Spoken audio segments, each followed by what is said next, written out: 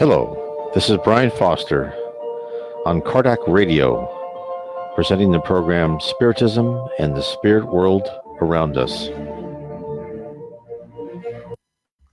Hello, and welcome to our show, Spiritism and the Spirit World Around Us, on October 7th, 2018, here on Kardec Radio Facebook page. I encourage all of you to tell your friends about the Kardec Radio Facebook page, and also to tell everybody about Kardec Radio itself, that you can get on your Android or your Apple device. You can listen to Spiritism 24 hours a day, and all you do is look up in your App Store or Play Store, look up Kardec, Kardec, after Allan Kardec. This is what we all start with, the Spirit's book, Allan Kardec. So look up Kardec Radio. You can add that to your device, and then you can listen to Kardec Radio 24 hours a day. There's many programs by a lot of contributors. There's also many programs and a lot of great contributors here on the Kardec Radio Facebook page, in which you can learn more about Spiritism. I have talked to quite a few people throughout the United States, and they all say, well, where's the Spiritist Center next to me? And for many of them who don't live next to the major cities, I say, well, I think you need to create your own.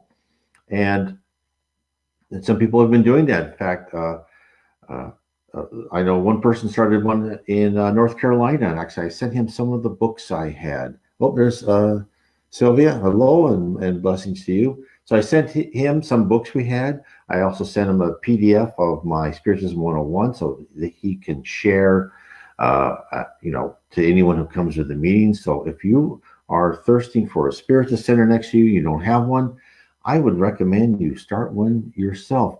Do what my wife and I did. We put up a little notice in the bookstore or the supermarket, anywhere that had a place.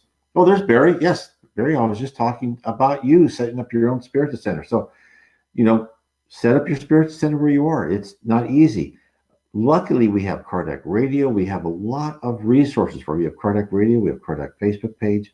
I have my blog, nwspiritism.com. Also, I have my YouTube and BitChute channels, and so there's links to that on my site. There's presentations like this, which I do every Sunday at 7 Eastern to 4 Pacific, all time zones in between and around the world. And I also have a lot of 5 to 10 minute videos on different aspects of Spiritism. So if you're getting people together, show these videos, give them the Spiritism 101 in PDF. Also, all these Spirits books, Allan Kardec Spirits book. Oh, and there's Barry. Yeah, you're welcome for the books. The Spirits book, you can get that on all of Allan Kardec's book. You can get that on PDF. Even this is like my favorite book after the Spirits book, The Gospel According to Spiritism. Explains so many things that I haven't, didn't really understand from the Bible before. Again, Allan Kardec's main books are all on PDF. You can get those. They're wonderful. It doesn't cost anything. On my site, if you go to his picture on my site, Allan Kardec's picture, it'll take you to the EDICEI bookstore, and you can order his books also from that bookstore. They're also available on Amazon.com. So I understand, I totally understand. That's why my wife and I started our own little center here on Bainbridge Island. Because it's just, it was too far for us to get over to Seattle on the ferry. It took too long, etc. So, I think, we are just the beginning. We are just the seed, as I've been told in the meetings I have been to in Rio de Janeiro. And, that over and over again, said, you're just a seed. You're planting seeds. Don't expect to see much, right? And that's what I would tell everyone else who are first getting into Spiritism and really wants to talk to people around this wonderful doctrine, because it is life-changing. It puts everything into perspective, and this is what you cannot believe how it has affected my life. I'm far from perfect. I want to tell everybody I still lose my temper sometimes, but it's a lot less. I'm more calm. I understand that's what's thrown at me, right? That mud and and those hurdles and that flat tire and that bad, deposit in that bank or whatever. Those are just little tests, losing your job, whatever. Those are all little tests. And we all have Allan Kardec to thank for that, to bring. He's the codifier of Spiritism. He brought the Spirit's book to us. He's not that. No, I'm not putting down any other people that, talking to high spirits and so forth. But Allan Kardec has done it differently than anyone I have seen in our, modern age. You see many people bring information of spirits, and a lot of that is very valid. I see many, many similarities to what Spiritism tells us. But what Allan Kardec did is he brought information from many spirits, and he was not a medium per se himself. He codified a list of questions. Here in this book, there's 1,019 questions. Questions that, when I first read it, it was revelatory that he wanted to ask the spirits, the high spirits, the spirit realm. He asked the same question to multiple mediums throughout Europe, and he did not codify the answer until the answers were similar or almost identical. And therefore, he's had several, through different mediums to make sure that one wasn't talking to another, etc. So this is why, Allan Kardec is so important. He brought forth from the Spirit of Truth, as referenced by Jesus, the third revelation, which will give us more information. Why were we brought this information? Because at the time, Allan Kardec codified in the 1850s, our culture had progressed, our technology had progressed, we could get a different bit of information. The same thing with the Old Testament, Moses, the first revelation, Jesus Christ, the second revelation. Each time they tell us something new and they tell us more. It's just like children, right? You don't tell a first grader about algebra. You tell them about, numbers, right? A third grader, you start adding and subtracting. The same thing with us. The spirit world is only going to tell us what we can absorb. And this is why they have said that we are now ready to absorb the lessons and the information from the spirit world. Why are we here? What are we doing here? Why do bad things happen to good people? Why do good things happen to bad people? All the chaos, all the injustice in the world, it really has a reason. And, we may not like it, right? But the reason is this is a planet of atonement where we pay for our past wrongs. And in actually paying for past wrongs, that is not really a good description. I should say that we are learning the lessons we have failed before. And nothing that happens to us is a punishment per se. As children, as like if you've seen them, when you slap them on the hand and put them in a corner, they cry because it's like the worst thing you ever did. We too respond to anything that lies in our path, and quite rightfully so. I totally understand, as that was a great punishment by something. No, it was a lesson sent to us, and this is the lesson of Spiritism. And in that, what I did is tonight we're talking about time spent on productive matters. So what I've done is I read a poem by Andre Louise, and it was in the book Spiritual Wisdom, Mists of Hope. And this is the book I wrote. This is How to Live Inner Peace Through Spiritism. And that poem, Spiritual Wisdom, Mists of Hope, it had 24 verses, and each verse was just another thing. Is okay. This is how we should live. This is Andre Louise, which you've heard of. That's all the different, from Astral City, which you can find in a film, and it's in Portuguese, but it's got great translations in English. You can see, and he wrote a whole cycle of books, which are wonderful books. But No Solar, which is Astral City, is the film here. You can buy his book again on the bookstore or in Amazon. He gave us this poem, and now I'm on the third verse, and what he said was time spent on productive matters. Now, the first two verses was trust in God and yourself, and then the second verse was a serene conscience. And these they build up upon one another. And this verse is time spent on productive matters. So let's talk about that. So what the spirit world, what does he mean? So this is why I wrote this book. I wrote all the information I've read about Spiritism in English, and and I'm sure a lot of people know more than I do, and I encourage you to explore for yourself. But I wrote this book so I can go through each verse and explore, okay, what did Andre Louise mean about time spent on productive matter? What should we do about that? So in our mind, we do spend our time on productive matters, don't we not? We wake up, we get ready for work, we commute, we work, commute back home, eat dinner, watch TV, surf the internet, right? Whatever, all necessary, to decompress after work, and then the cycle starts all over again. We do this in order to make a living. We contribute to a company or organization. In other words, we are productive, and rightfully so. We should be proud of that. During the weekends, we get the required chores done around the house with some time left over to rest. Well deserved after 5 straight days of dawn to dusk grind. And if we have children, our small slice of free time is set to almost zero. Now, this is the rhythm of our modern society. We eke out what little pleasures we are able, thinking all the while that we deserve our occasional downtime after so much dedication to making money for an organization whose leadership thinks little or not at all about us. Such is the kernel of our modern lives. Now, yes, I exaggerate the monotony, and for many people who truly enjoy their work and the balance of their lives, I'm completely off the mark. But what I wish to emphasize is the daily routine in which we trade our time and talent for money. It's important, right? We have to make money. We have to live. We have to keep a roof overhead. We have to help our children. We have to help our family. We have to, those things we have to do. And our notion of time spent on productive matters is centrally focused on this trade for time for reward. The more, oh, thank you, Leslie. The more our time is worth, the more profit that can be made from our labor, the more recompense, right? As we trade our time during the workday, we engage in many conversations, meetings, and interactions with others. Most deal with the task at hand or pleasures to grease the daily effort to hit the targeted goal, does it not? Now, is this what is meant by when the Spirit World says time is spent on productive matters? Well, first, we must explore what the Spirit World considers productive use of time. Now, there is a revealing chapter titled Work in the book Thought in Life by the Spirit Emmanuel, psychographed by that wonderful Brazilian medium, Francisco, also called Chico C. Xavier, which illustrates the role work plays in our physical and spiritual existences.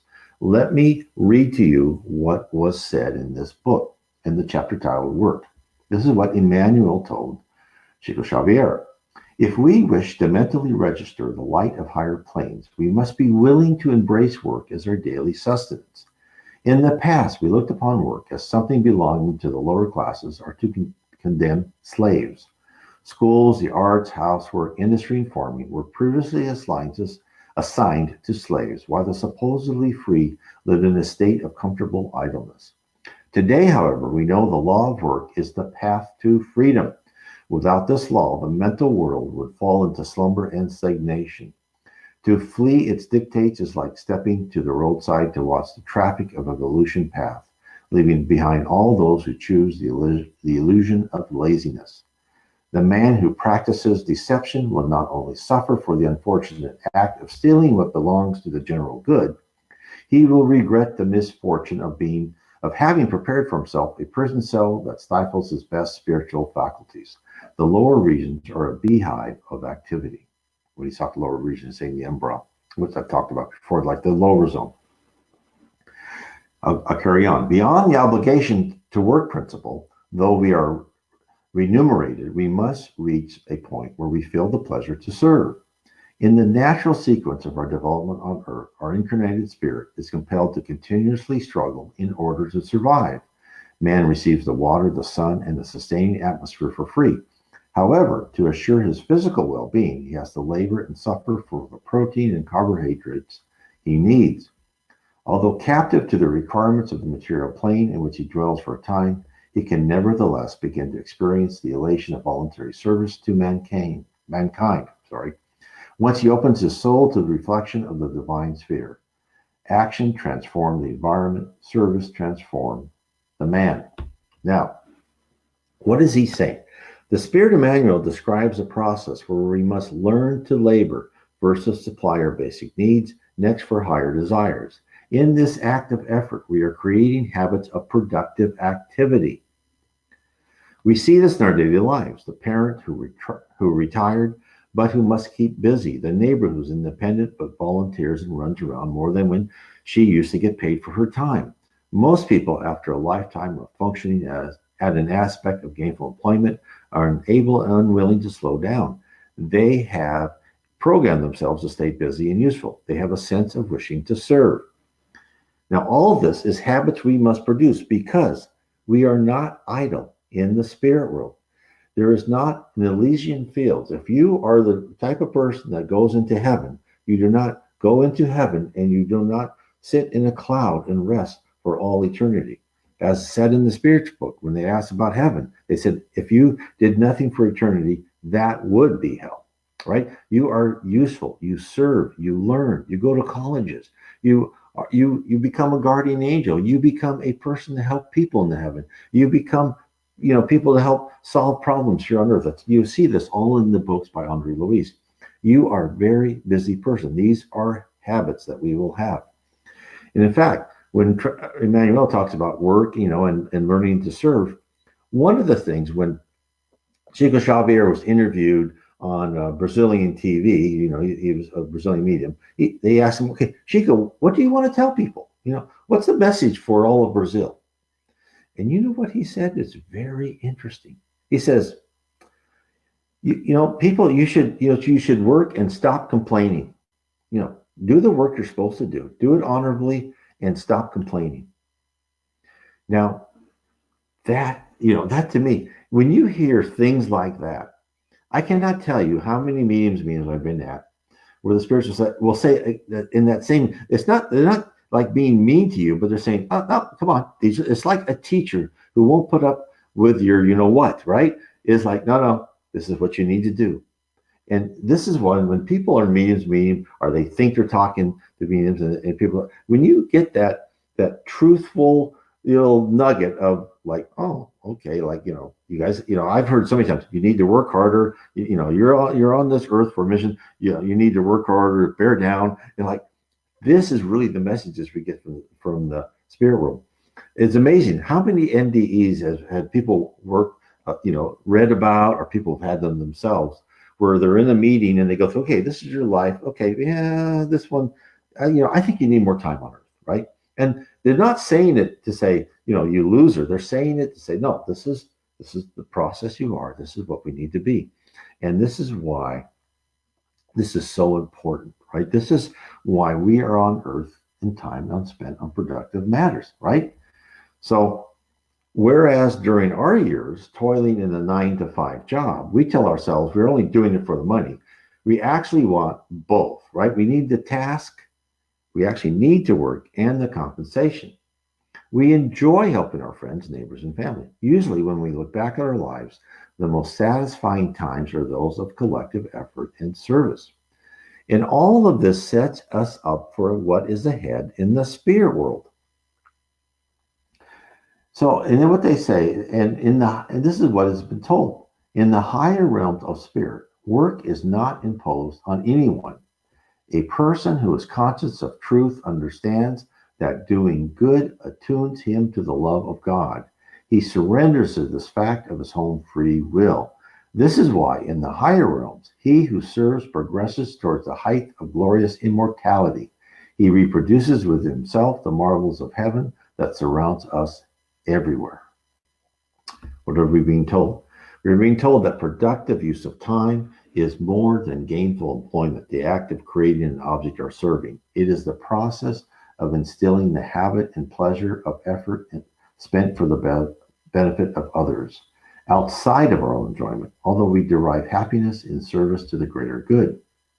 Now, in our quest from childhood to adolescence to young adulthood to middle age to old age, we often start out as lazy children, at least according to our parents. I know I did. Then we realize the positive attributes of applying ourselves. It takes a long time, right? We finally mature into a young man or woman who knows how to study, pass the tests before us. When we enter the job market, we are ready to start earning. After all those years of toiling for a piece of paper instead of a paycheck, we become fascinated with handling our own money and determined to spend it on ourselves. There is an entire list of necessities we feel we must buy to set up our own household.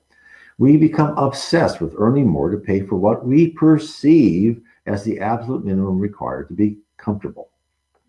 After our education is complete, we step on the treadmill and we don't realize anything else. We construct a laser focus on gaining more wealth. Now, I'll tell everybody here, I lost my 20s and 30s in a haze of pursuit of more. I have memories mostly of work, of striving to climb up the ladder of management. I have fleeting glimpses of, maybe vacations, but mostly of accumulating great debt and wondering how to pay it off. I dedicated myself, as so many others did, in consumption. I never gave a second thought to helping the community. I didn't think about my family's spiritual health, and I didn't have time to let the love of God and Jesus inside me. Instead, I was busy working, ever working, trying to figure out how to increase my wages. And unfortunately, my family shared my desire for wealth and what it could buy. Our lives revolved around finding more material goods to purchase. Happiness was going to the mall and finding something to take home. My trash cans were full of boxes, store bags, and wrapping material. In the book, in the way, the life, the way, the truth, and the life, by the Spirit, again by Spirit Emmanuel, psychographed by Shiger Xavier. A chapter starts out with a message from Jesus, Luke, chapter 12, verse 20. Now, who is going to get what you amassed for yourself? In this chapter, it tells us this: within all human groups beats the concern with making money. The spirit of profit reaches the simplest areas of life. Children who have barely left infancy display a desire to selfishly accumulate things.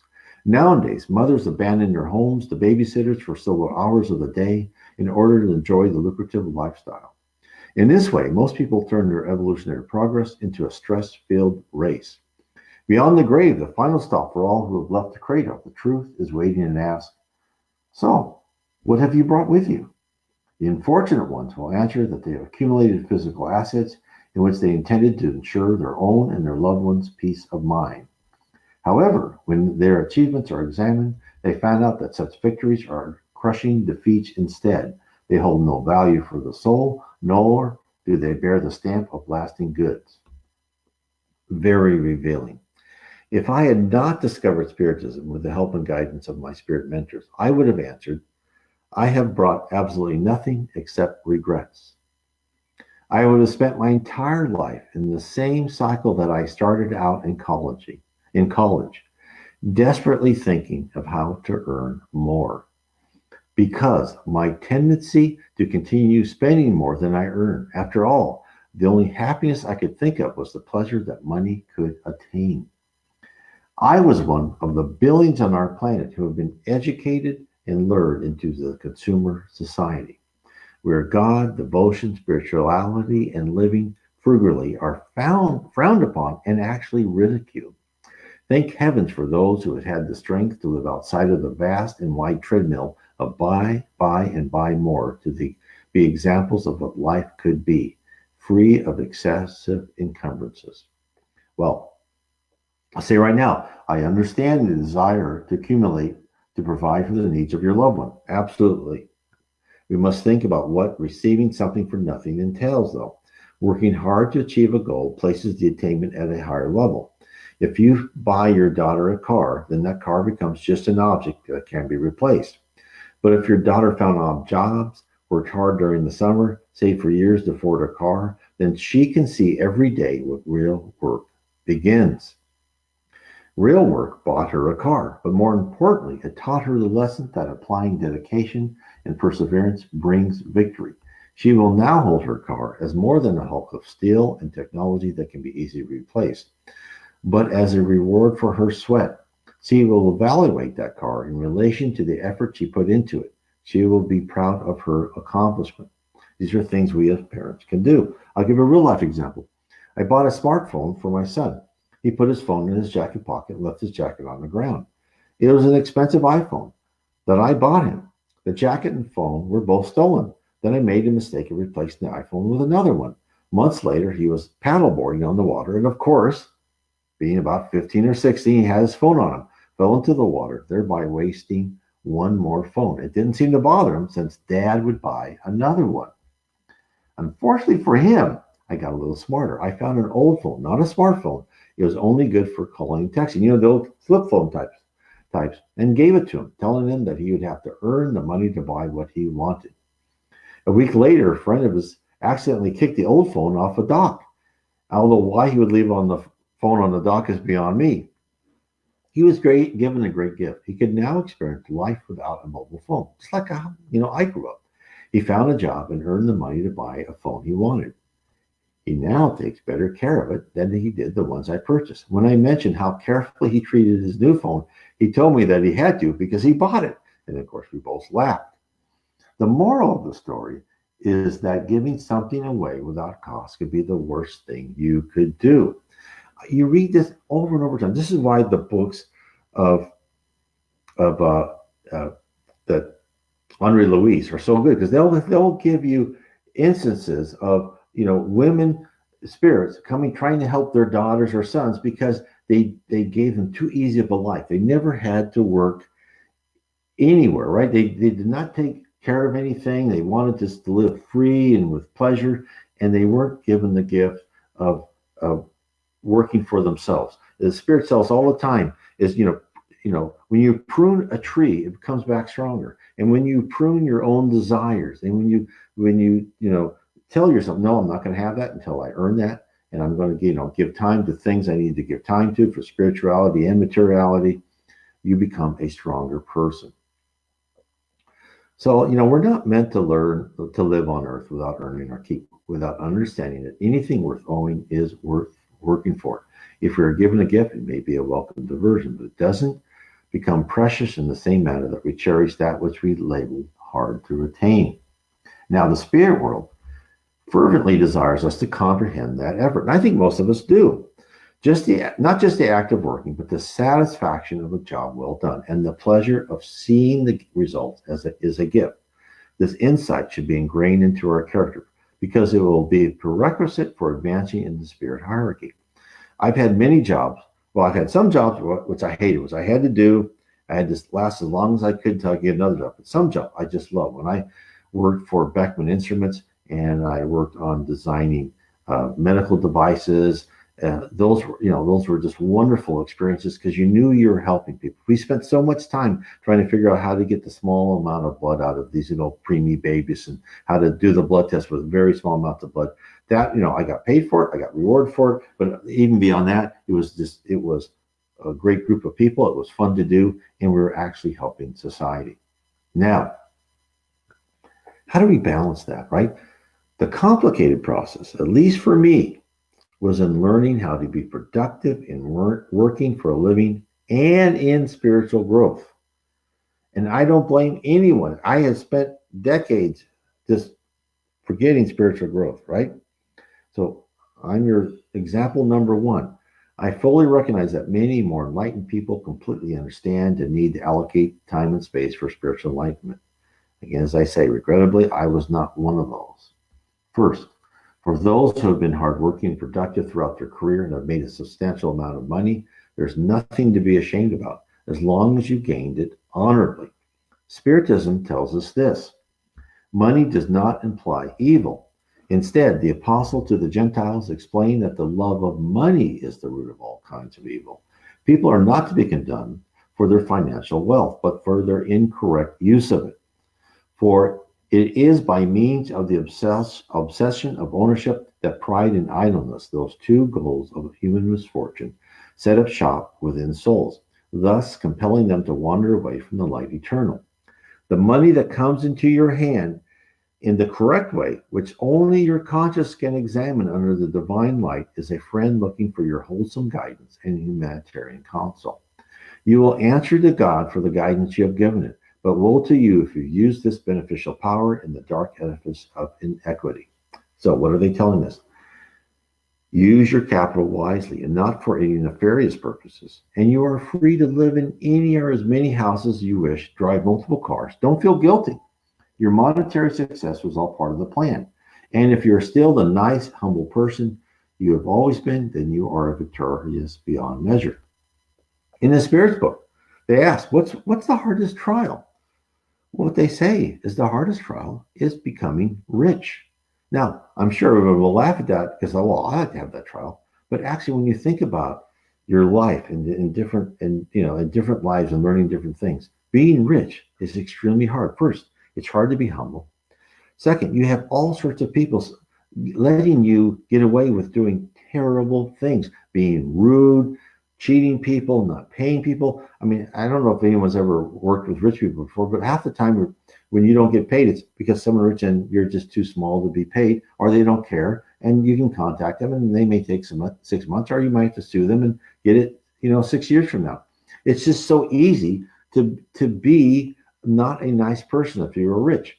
Now, for those who remain to be a nice, humble person, caring about other people's attitudes, understanding other people and where they're coming from, then that is an absolute victory. Much more than I would be here, being middle class, because I have to work all the time. I live practically hand to mouth, not that bad, but as most people live, they live paycheck to paycheck. But so you have to be on the go. And and since you want people to be nice to you, you're nice to people. And if you're spiritual, you're Christian, whatever, Buddhist, you're always nice, right? So, but the problem is when people are rich, is they're given a pass, and it's not their fault per se. It's just the environment they live in. And I'm not saying rich people are bad or anything like that. I'm just saying it's a hard trial. It really is a hard trial. Now, as for me, in this life, I've never had that problem, right? A plethora of riches was not part of my life plan this time around. I was born, as I said before, in the middle class, and I will exit middle class. Not a bad place to be. It means I've had to learn to constantly hustle for my wages. I never had the luxury to sit idle and wait for the next opportunity. When one job ended, I had to quickly find another. Now, my special problem, that's a lot of people's problem in the people in my class and lower class, and even people who a lot of people would consider rich, but they work all the time for it, was that I had no time for anything else. Of course, I actually did, right? Of course, we all know it's a matter of priorities. I chose to rest and reward myself for working hard, not thinking of anything else but my current desire. I truly believe that Spirit World knew they were working with a stubborn, materialistic, focused person in me. They read my personality perfectly and realized that subtle hints wouldn't force me to expand the horizon to become spiritually aware. Even marrying a woman, my wife, who was kind, gentle, gracious, and religious, didn't deter me from my single-minded dedication to material yearnings. My poor wife, who had to put up with me, was raised a good Catholic girl and had to teach me even to make the sign of the cross. I didn't know. I was Church of England, Episcopalian. So, she did that so she wouldn't be embarrassed when I met her parents. And it's harder for me, a left-handed person, than most people appreciate, since I have the tendency to take whatever people show me and do the opposite. And I found if I did the motions fast enough, no error would be detected. So hence, for me to get out of this cloud, this mindset of work, work, work, make more money because I want more things, I had to be shocked. And as I'm telling you the story, I want you to think about what in your life, because everyone's going to have this. There are so many signs and signals that the spirit world gives us. And I'll be honest, until I had the shock, and then I actually thought back on other things I didn't understand. These were signs and signals by the spirit saying, that path is not very good idea, or you should think about this. So I was so single-minded, right? I just sit there and I just go for it. So, and I've talked about this before, but to summarize, what happened to me is my wife told me about a future event with great detail, specificity as you cannot believe, as to make it most improbable that could be a random guess of what would happen more than 9 to 10 months in the future. And my wife told me she was given this prediction more than 10 years before we were married. Now, from that seed, my spare time, so then it happened, right? It's like, oh my God, okay. Because he told me other things that were happening and I always dismissed it. From that seed, my spare time was taken up in research and discovery of predetermination. Now, all of a sudden, I had time, right? I had time. And I didn't know that was, my spiritual quest. But, that became like, how could someone tell the future? Do you understand that that in this culture, almost nobody believes that, right? And that if you say our lives is predestined, just saying that our lives are predestined, that implies a whole intelligence above, around, about us. It's so superior to us, right? That means we are pieces on a game board practically. So before, my spare time was dedicated to mindless watching TV or equally mundane pastimes, play golf or whatever, and was now totally concentrated on learning how could my life be planned out. What does that mean to my entire mental foundation of philosophy? And through this search, I found Spiritism, or rather, I was led to find Spiritism. I didn't know it yet, but my life was changed. Finding out that an entire other world was regulating and watching us didn't consciously lead me to portion out my day between material and spiritual endeavors. What occurred was a natural progression. Now, as I read and made the teaching of the Spiritist doctrine part of me, the old cravings to mindlessly satisfy myself in front of the television gradually faded away. I found enjoyment in learning about why I was here and how I could fashion myself to be ready for my journey back to where I came. There is a chapter in the book, Our Daily Bread, by the Spirit Emmanuel, psychographed by Chico Xavier again, which lays out the importance of being spiritually productive. And this is what Jesus says: walk while you have the light so that the darkness does not overtake you. What does that mean? This is what it's told us by Emmanuel. Meditative persons will encounter divine thoughts as they analyze the past and the future. They will see themselves as placed between two eternities, that of the days that have passed and that of the days yet to come.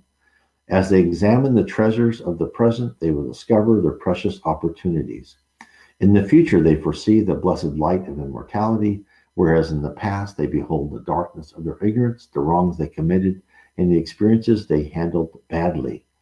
A crushing majority of people have no other picture regarding the recent or remote past except one comprised of ruin and disenchantments. This compels them to reevaluate the resources at hand. Thus, in spite of being transitory, human life is the flame that puts you in contact with the work you need to do in order to evolve rightly.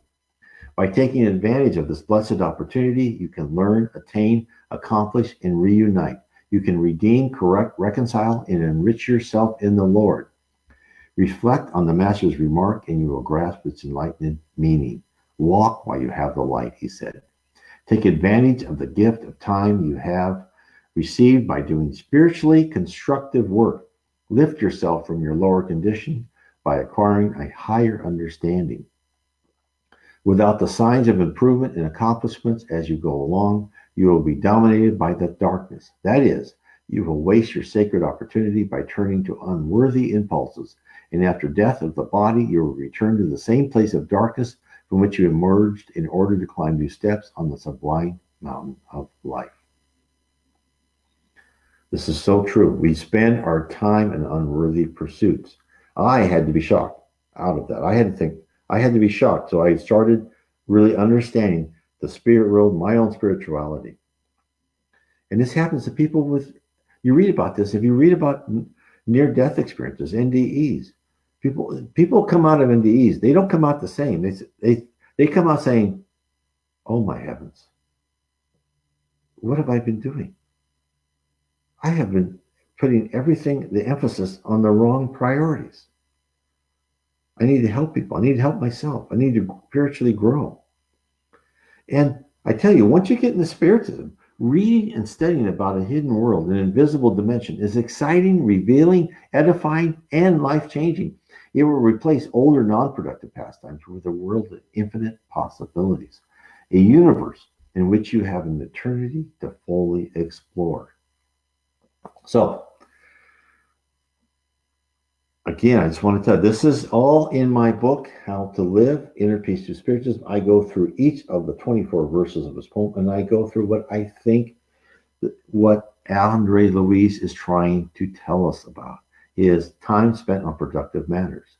It is twofold, as I explained before. It is that we need to learn that yes, our normal character, our programming, whatever you want to say, our personality is we like to keep busy. And the spirit world doesn't want lazy people. Say, oh yeah, okay, I've been good. That's it for me.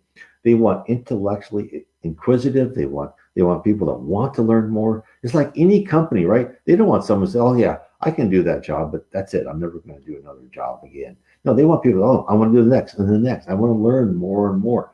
The spirit wants us to be intellectually curious. They want us to want to work, and we're on Earth, right? Why are we on Earth? We are on Earth not to become intellectual geniuses, not to amass wealth. We're on Earth to reform our character, to make our personality better, to have love, compassion, and goodness and gratitude that are part of our character. And in that, Gabriel, how can I buy? Well, Gabriel, if you go to my website, NW Spiritism, you can buy that book. You go to Amazon.com. You can click on the book, but you can go to Amazon.com, Brazil, and then I'm sure you can get the book sent to you. It's not in Portuguese, unfortunately. It is in English. How to Live Inner Peace Through Spiritism. And I've had quite a few on Kindle. If you have Kindle, very easy. They will download it to your Kindle. I've had quite a few people buy my books from Brazil. So, and of course,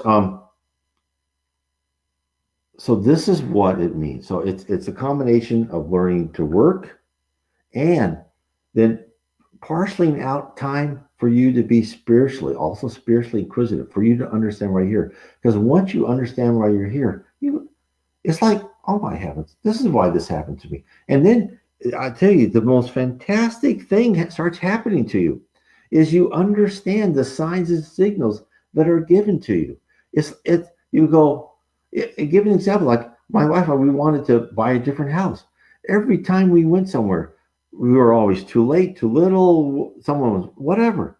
And we said, okay, well, it looks like the spirit doesn't want us to buy something. We're here, right? And we found there's a reason for that.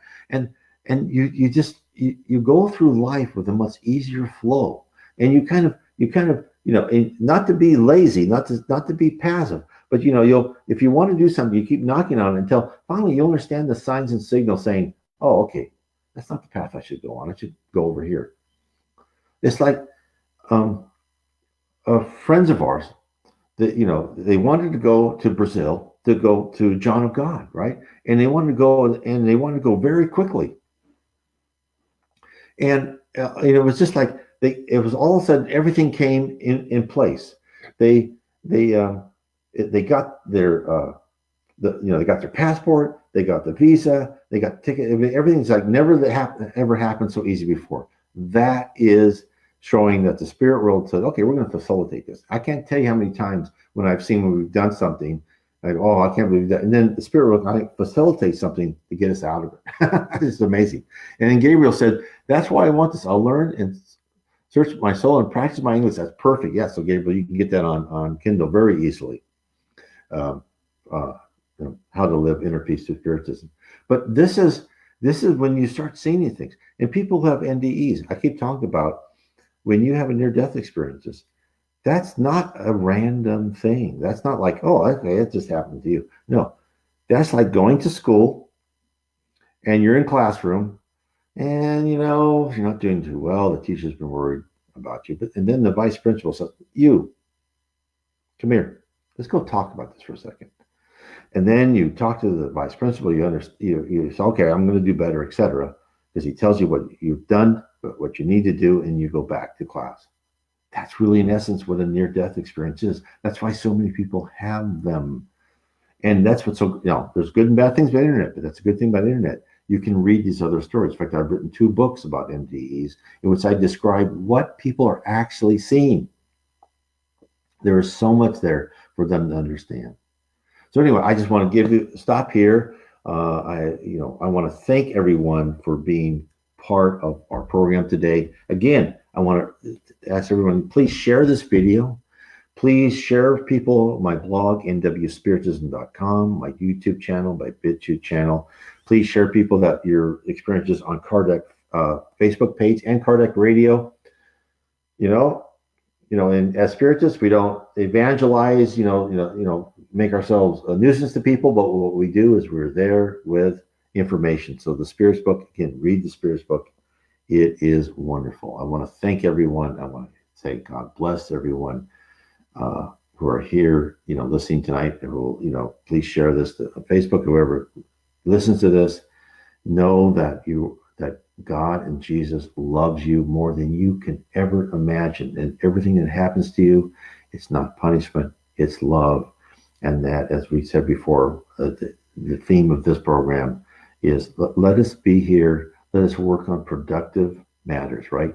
Materially productive and spiritually productive. God bless and good night.